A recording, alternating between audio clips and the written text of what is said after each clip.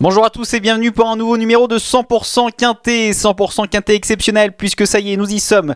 Le prix d'Amérique Legend Race, c'est ce dimanche 25 janvier sur l'hippodrome de Paris-Vincennes. La course que tous les amoureux du trot attendent chaque année. Donc ce sera la 6e course, ce prix d'Amérique dimanche. Un départ inhabituel pour une course exceptionnelle, 16h20 pour le départ. 2700 mètres de la grande piste à parcourir. Il faut de la tenue, vous connaissez par cœur ce parcours. Un groupe 1 avec un total d'allocation d'1 million d'euros. Plusieurs absents au départ de ce prix d'Amérique Legend Race, notamment Idaho Tiar, le double de tenant du titre Joshua Tree dont on a appris le forfait en début de semaine, Bob Victory, etc. Mais le plateau reste tout de même exceptionnel et la course s'annonce très ouverte. Voici tout de suite le tableau des partants donc pour se plonger dans cette édition 2026 du prix d'Amérique, la 105e édition.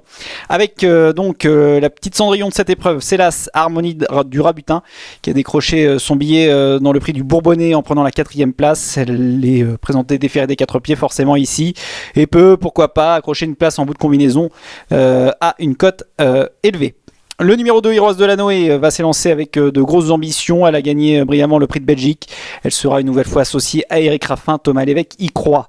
Le 3, King Opera, lui aussi a décroché son ticket dans le prix de Belgique en terminant la 4e place. William Bijon tente le tout pour le tout ici en le déférant des 4 pieds. Ce sera une première sur une piste en dur. Il a déjà été une fois sur l'herbe. Ça passe ou ça casse. Le 4, J'aime le foot, 4e du prix de Bretagne. Il a été nettement dominé dernièrement dans le prix de Belgique. C'est un gros outsider avant le coup. Le 5, Immortal Doc, le premier suédois de cette épreuve. Associé à Björn Goop, lui a terminé 3e du prix de Belgique. Avant cela, il avait terminé 2e du prix de Ténor de Beaune, remporté par Epic Chronos. C'est un cheval qui peut être assez lent dans sa mise en jambe, ce qui est un petit peu un problème pour un prix d'Amérique, mais malgré tout, attention à lui. Le 6, Epic Chronos, impressionnant dans le prix de Ténor de Beaune qu'il a remporté pour décrocher son billet. Il sera déféré des postérieurs, ce sera l'un des seuls dans ce cas. En tout cas, ils seront 3 à ne pas être déférés des 4 pieds. Il en fait partie, mais c'est un cheval certainement d'exception. Le 7, Keep Going, qu'il faut reprendre certainement en confiance. Il n'a pas eu un déroulement de course favorable dans le prix Ténor de Beaune. Il va se présenter avec de la fraîcheur, attention à lui. Le 8, Bullet de Blue Sky, autre suédois. Il a sa place grâce au forfait de Joshua Tree, ou en raison du forfait de Joshua Tree. Il a terminé 4e dernièrement face à ses contemporains. C'est un cheval de 5 ans. Et Daniel Wagersten tente sa chance puisque Boris Victory est forfait. Donc avec ce Bullet de Blue Sky qui a priori n'a qu'une chance secondaire. Autre 5 ans au départ, le numéro 9, Lovino Bello, cheval de grande qualité.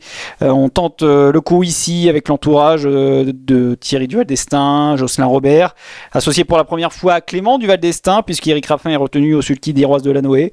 Attention à lui pour une 3, 4, 5e place. Autre 5 ans, le 3e au départ de cette épreuve, c'est le numéro 10, Franck Giot, impressionnant finisseur, que ce soit dans le Critérium Continental et dans le prix de Belgique. Il aura des preneurs. Le 11, Josh Power, un cheval qui a terminé 4e de cette épreuve l'année dernière et qui va se présenter certainement dans ce prix d'Amérique dans son costume de mariée. Donc attention à lui, ça fait partie des très bons points d'appui de ce rendez-vous. Le 12, Just Love You, c'est la dauphine Idaho Tiar l'an dernier, mais elle ne paraît pas être dans le même état de forme cet hiver. Elle a déçu à plusieurs reprises sans avoir non plus des déroulements de course très favorables, mais sur ce qu'on a vu cet hiver, on ne peut pas la retenir. Le 13, Hokkaido Giel, qui a été absent l'année dernière en raison d'un problème de santé. Il a réussi à se qualifier en terminant la 4e place du prix de Bourgogne. On fait appel à Franck Nivard, un expert en la matière dans ce prix d'Amérique. Il peut accrocher une 4-5e place. Le 14, Inma Rosa, dans la forme de sa vie. Elle a remporté brillamment le prix du Bourbonnais, a confirmé dans le Bourgogne. Ça fait partie des belles possibilités de cette épreuve. Le 15, Cocktail du Dain, n'a pas été vraiment vu à son avantage cet hiver. Malgré tout, il a été remarqué après sa faute dans le prix de Belgique. David Thomas lui fait confiance. On doit s'en méfier. Le 16, Hooker Berry, qui a remporté cette épreuve en 2023. Il a affiché un net regain de forme dernièrement dans le prix de Belgique. Lui qui est désormais entraîné par Antoine Larreté. Il peut accrocher une 4-5e place avec un bon parcours. Le 17, Francesco Z, près de 2 500 000 € de gains. Un champion dans son pays qui n'est venu qu'une seule fois en France. Ça, c'est ça ne s'était pas très bien passé, mais on met tous les atouts de son côté en lui associant Benjamin Rochard. On doit tout de même respecter sa candidature. Et puis au plafond des gains, plutôt le plus riche, le 18, Go On Boy, un champion. Il sera déféré des 4 pieds, même s'il a eu un petit souci dans sa préparation. Ça reste une toute première chance. Voilà donc pour les 18 partants de ce superbe Quintet Plus, le prix d'Amérique. Et à l'occasion de ce prix d'Amérique d'ailleurs, The Turf Frappford, notre sponsor, avec une super tirelire de 150 000 euros sur le The 5 Or, et une opportunité à ne pas manquer. Voilà donc pour les 18 partants de ce superbe Quintet Plus, ce Quintet Plus de gala. On passe tout de suite au papier de la course.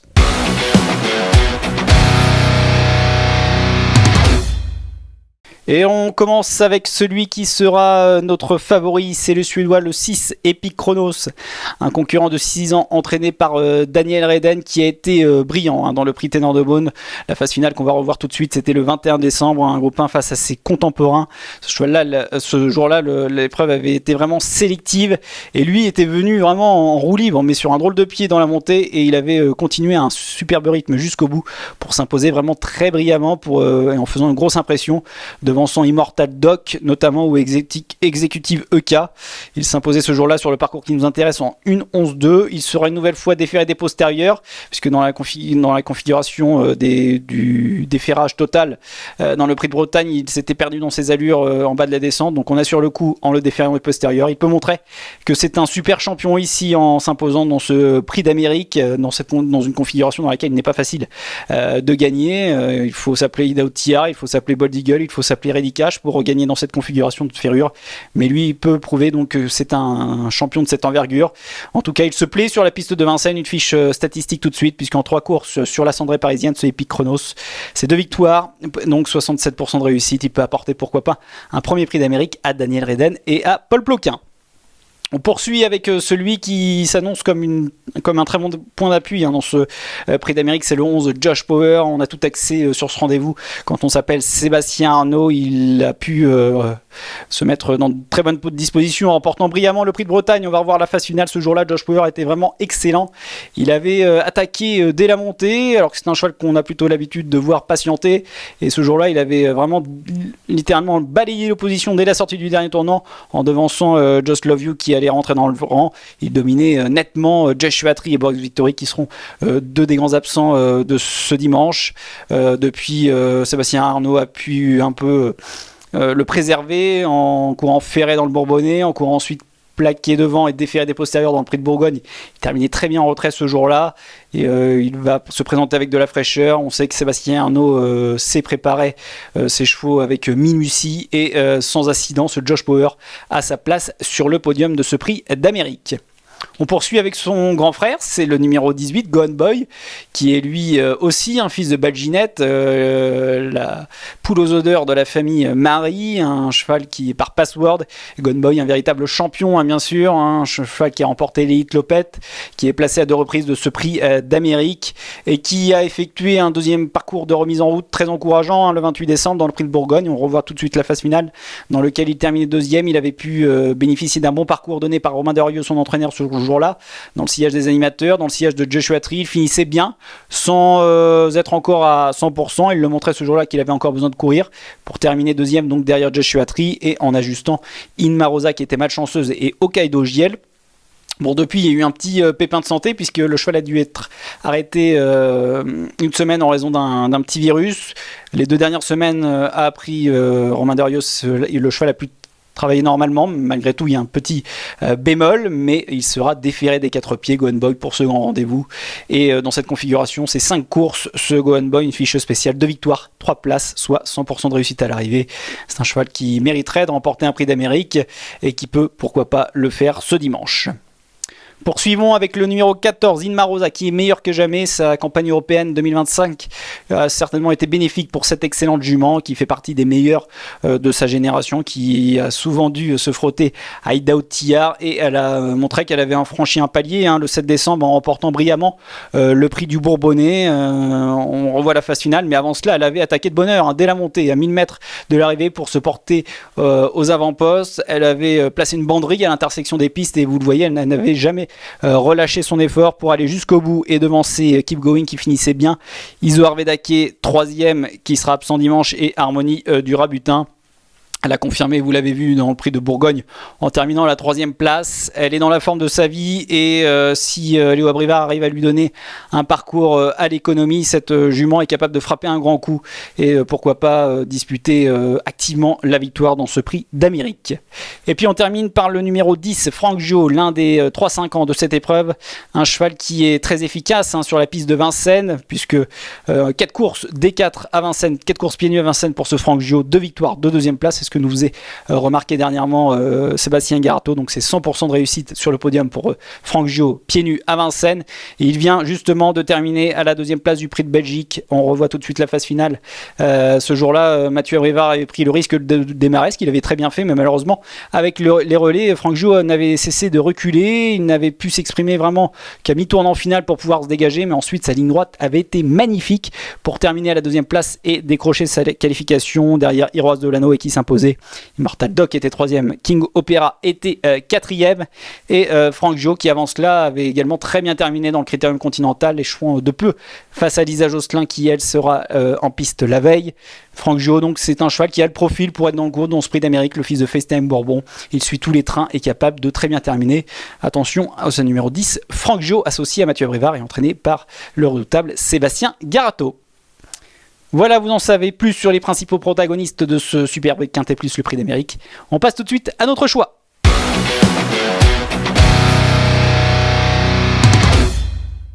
Et voici notre pronostic en 5 chevaux pour cette édition 2026 du Prix d'Amérique, avec en première position donc le Suédois Epic Chronos, le numéro 6 que l'on croit capable de briller même en étant seulement déféré des postérieurs. En deuxième position le 11 Josh Power, qui sans accident devrait être dans le coup. En troisième position son grand frère le 18 Gohan Boy, un champion déféré des 4 pieds malgré un contretemps. Il doit être tenu en très bon rang. En quatrième position le numéro 14 Inmarosa dans la forme de sa vie, et en 5e position le petit jeune, le 10 Franck Gio. Et puis pour les amateurs de combinaisons élargies, vous pouvez bien sûr leur adjoindre les numéros 2 Heroes de Lanoé, qui constitue un regret, le numéro 7 Keep Going, et enfin le numéro 9 Lovino Bello, autre 5 ans de cette épreuve. Et bien sûr je vous rappelle, comme je le disais tout à l'heure à l'occasion de ce prix d'Amérique, notre sponsor The Turf frappe fort avec une super tirelire à 150 000 € sur le The 5 Ordre, donc une opportunité à ne pas manquer. Programme de gala, bien sûr, ce dimanche 25 janvier sur les Paris-Vincennes, plusieurs autres belles courses seront au programme. Où il y aura notamment 10 épreuves et donc 9 autres épreuves que ce prix d'Amérique. Et on s'intéresse, nous, à la 9e course. Ce sera le célèbre prix Ellen Johansson, un groupe 3, 2100 mètres autostart qui est réservé aux femelles. Et dans cette course, nous vous conseillons de jouer le 913 Rikita GP. Rikita GP qui est une représentante de Jocelyn Robert, qui aura ses couleurs au départ du prix d'Amérique avec Lovino Bello.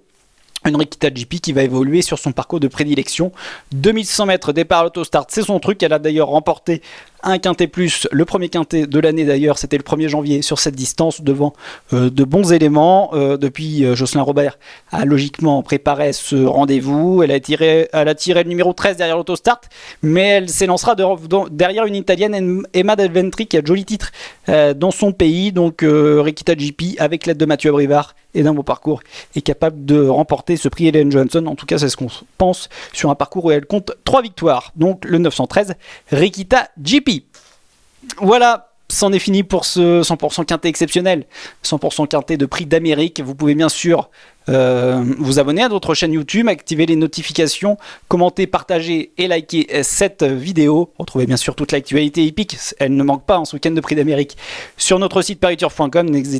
N'hésitez pas également à vous diriger vers les kiosques, acheter un numéro spécial du prix d'Amérique ce samedi avec 60 pages dans votre quotidien, mais également un magazine exceptionnel pour les 80 ans de Pariturf avec vraiment des articles très intéressants à lire. Je vous souhaite donc un très bon prix d'Amérique à tous, un excellent week-end et de bons jeux en espérant de la réussite dans vos choix. Merci à vous de votre fidélité et à très vite.